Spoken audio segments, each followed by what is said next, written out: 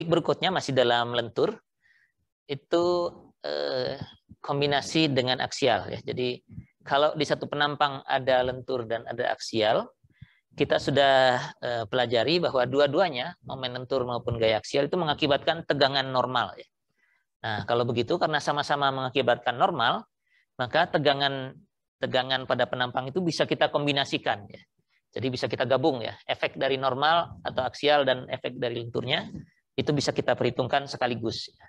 Misalnya ada struktur seperti ini, cantilever dengan tangkai ke sana gitu ya, ada bagian overstack-nya ke kanan ini.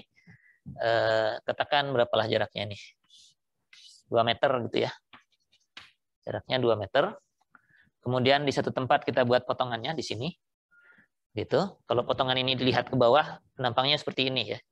Jadi ke arah kanannya, ke arah lebar ini 120 mili, tebalnya ke dalam papan tulis itu 80 mm ya. Nah, kita ingin tahu berapa besar tegangan yang terjadi di sini akibat gaya ini ya.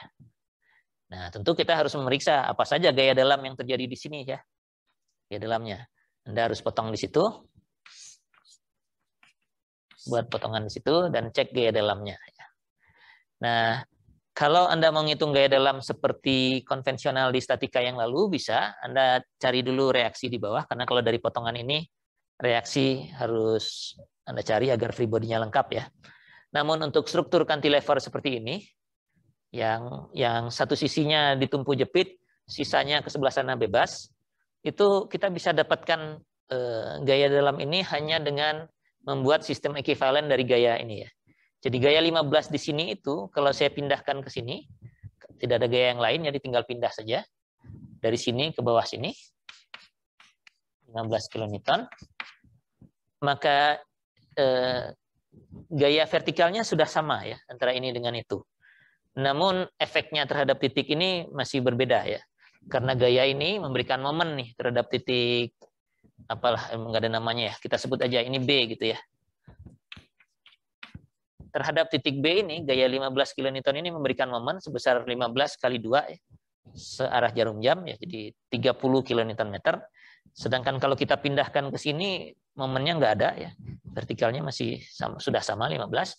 Jadi perlu kita tambahkan momen ya, M yang nilainya 15 kali 2 ya, 30 kN/m. Oke. Nah, kalau ini dengan ini sekarang sudah ekuivalen, maka kita bisa simpulkan bahwa ini adalah gaya dalam yang bekerja di B. Gaya dalam yang bekerja di B. Arahnya tidak mengikuti konvensi gaya dalam, arahnya mengikuti ekuivalen ini, namun kita tahu kalau 15 begini ini artinya di B, ini ada gaya normal atau gaya aksial yang tekan. Ya. Jadi tekan. Momen ini karena elemen vertikal tidak ada ketentuan positif negatifnya, tapi arahnya kan jelas ya. Momen lentur ini akan mengakibatkan tarik dan tekan pada penampang. Kalau momennya seperti ini, di penampang segi 4 ini, maka sisi yang sebelah kiri akan mengalami tarik, sisi yang sebelah kanan akan mengalami tekan. Sedangkan akibat yang 15 kN ini, seluruh penampang akan mengalami tekan. Jadi, kalau saya ingin tahu tegangan di sembarang titik di sini, manalah misalnya, satu titik di sini, ya, titik P gitu misalnya ya. Ada satu titik di mana lagi ya?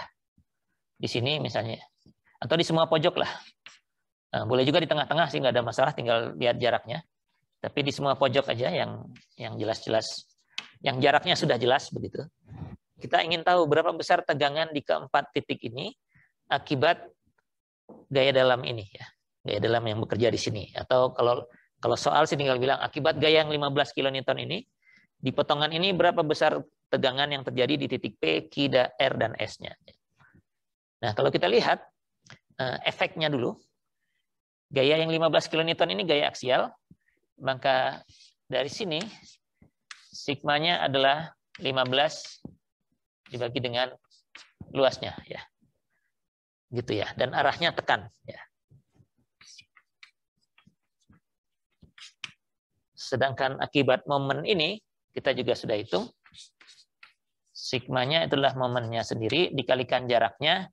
Nah, jaraknya ini kalau Anda mau pakai sumbu Y sih boleh aja ya. Tapi kalau struktur ini sudah sudah menggunakan X horizontal, Y vertikal misalnya, ini jadinya X, begitu ya.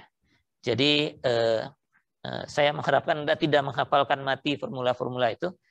Jadi kalau sudah begini, biasanya disoalin dikasih ini sumbu X, ini sumbu Y, maka kalau begini arah ini tuh arahnya sumbu X masih, ya. Karena searah ya. Dan momennya jadinya M dikalikan X, ya. Karena jarak dari tengah untuk momen ini yang sebelah sana itu X, kesininya juga X, begitu ya. Dan kalau momennya begitu, momennya mengitari sumbu vertikal ini, maka inersianya harus inersia terhadap sumbu ini ya, dari penampang ini. Ya. Jadi inersia terhadap sumbu apa ini? Masih ada yang mengikuti?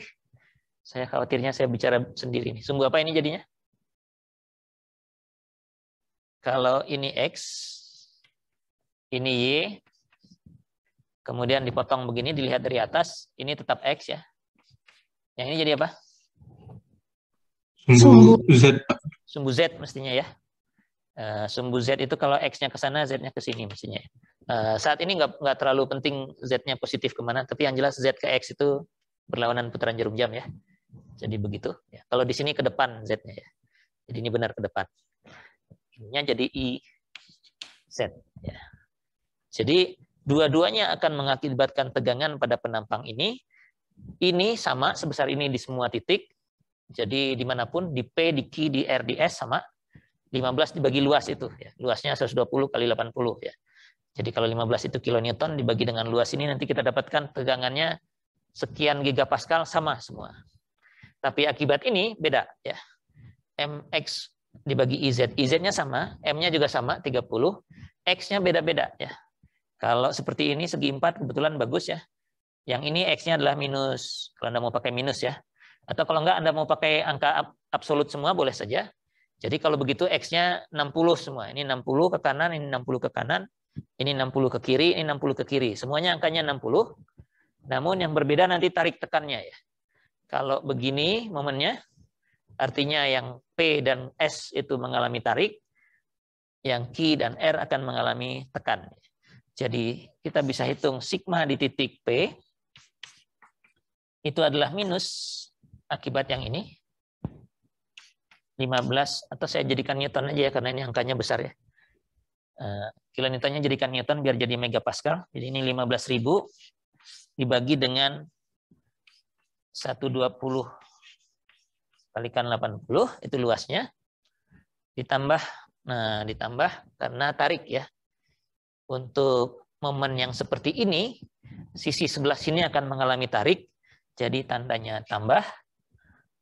Momennya sendiri 30 kilonewton meter agar jadi newton milimeter biar tegangannya dalam megapascal, ini jadikan 10 pangkat 6. Kemudian jaraknya 60 dibagi dengan inersianya yang belum kita hitung terhadap sumbu Z. Nanti yang pangkat 3-nya yang 120 ini ya. Jadi 1/12 120 pangkat 3 kali 80. Gitu. Ini di P. Bagaimana di Q? Q itu sebelah sini. Akibat 15 dia akan mengalami tekan. Jadi ya tekan juga sama dengan segini. Minus segini. Angka yang sama. Akibat momen yang 30 ini. Sisi kanan akan mengalami tekan. Berarti ini juga minus. Ya, begitu. M-nya sama-sama 30 kali 10 pangkat 6. Jaraknya sama-sama 60. Ini 60 ke kiri, ini 60 ke kanan. 60, inersia penampangnya sama, 1/12 kali 120 pangkat 3 kali 80. Jadi nilai ini dan nilai ini sama, cuma bedanya di Q, ini tekan, akibat ini juga tekan. Begitu ya. Nanti kalau di R, itu kebetulan momennya cuma ke sini sama persis ya, dengan Q. Ya. Jadi ini sama dengan sigma R jadinya. Karena akibat yang ini tekan, akibat momen yang sebelah sini, R juga mengalami tekan. Dan di S nanti sama dengan sigma P. Ya. Nah, ini saya langsung memberikan contoh. Tapi kalau Anda lihat bahwa di satu penampang ada gaya aksial atau normal dan momen lentur, sebagaimana biasanya kalau kita di statika dan struktur yang bebannya banyak begitu ya.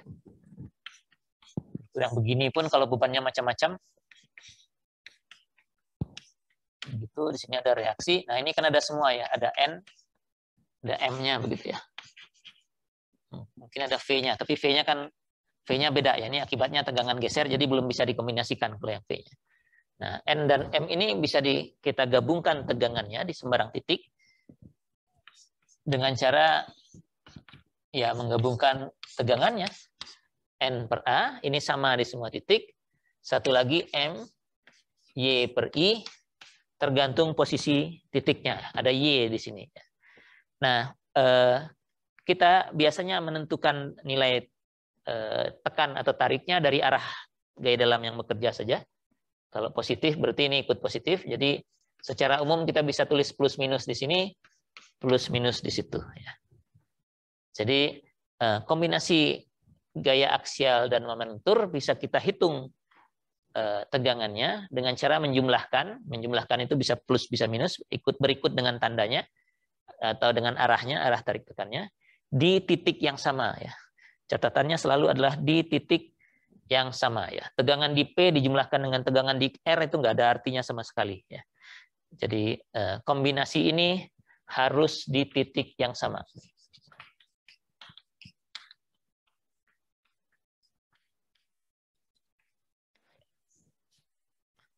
Titik yang sama.